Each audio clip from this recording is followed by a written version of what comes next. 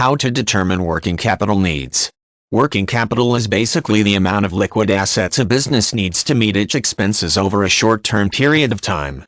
To determine working capital needs, you will typically have to consider the regular day-to-day expenses you have in the course of running your business as well as the debts you owe.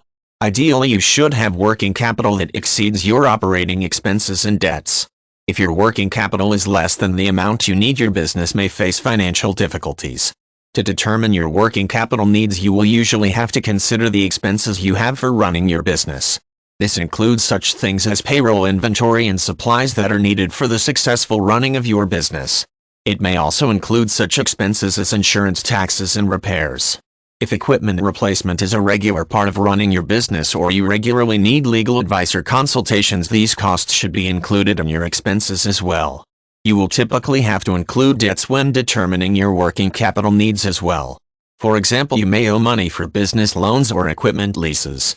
These debts are usually considered when you are determining the amount of money you need to keep your business running efficiently and possibly even growing. Once you have added up your regular expenses and your debts, you may add the figures together to come up with the amount of working capital you need.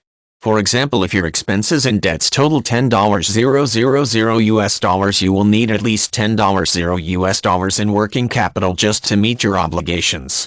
If you have less than this amount, you are said to have negative working capital. If you have this amount or more, on the other hand, you have positive working capital. While you can determine your working capital needs on your own, there are online calculators you can use to obtain a realistic figure. To use this type of calculator, you'll usually need to enter a number that represents the total amount of assets you have that could be converted to cash, as well as a figure that represents your total liabilities. Some calculators may also ask you to provide a percentage that indicates your desired level of annual growth. It is not unusual for a company to have less working capital than it needs for a short-term period. A continuing inadequacy of liquid assets may be more cause for concern, however.